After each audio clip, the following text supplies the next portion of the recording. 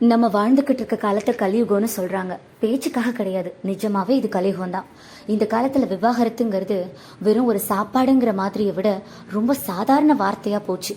ஒரு காலத்தில் எப்பேற்பட்ட கெட்டவனோடையும் நான் வாழ்ந்து காட்டுவேன்னு சொன்ன காலம் இருக்குது. ஆனால் இப்போல்லாம் கொரட்டை விடுறாங்கிறதுக்காகலாம் டைவோர்ஸ் பண்ணுறாங்க. பொண்டாட்டியை கொலை பண்ணுறதுக்காக என்னென்னவோ பிளான் பண்ணுறாங்க. உலகத்திலேயே சிறந்த தமிழ் வார்த்தை எதுன்னு கேட்டால் நான் தாம்பத்தியம் தான் சொல்லுவேன். ஏன்னா ஒரு உலகத்துக்கு இன்னொரு உயிரை உருவாக்குறதுக்கு ஒரு கணவன் மனைவியான 2 பேர் இணைஞ்சி சேர்ந்து சந்தோஷமாக வாழற வாழ்க்கைங்கிறது அற்புதமான விஷயம். சின்ன சின்ன விஷயத்துக்கெல்லாம் அதுக்கு நம்ம மரியாதை கொடுக்காம போகிறதுங்கிறது ரொம்ப தப்பாக போகும். ஒரு சிலர் சொல்லுவாங்க, கல்யாண வாழ்க்கைங்கிறது கண்ணாடி மாதிரி, அது ஒரு தடவை உடஞ்சிருச்சுன்னா ஒட்ட வைக்கவே முடியாதுன்னு. ஆனால் நான் சொல்கிறேன், நிஜமாக எந்த உறவை வேணால் நீங்கள் கண்ணாடியோட ஒப்பிட்டு பாருங்கள். ஆனால் கணவன் மனைவி உறவை அதோட ஒப்பிட்டே பார்க்காதீங்க. அது கண்டிப்பாக ரப்பர் பேண்ட் மாதிரி தான்.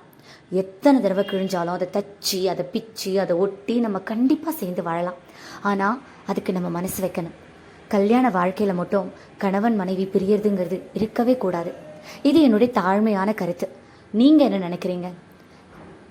இதுக்கு சம்மந்தப்பட்ட ஒரு படம் இதுக்குள்ளே இருக்கு. என்னன்னு கண்டுபிடிங்க பார்ப்போம்.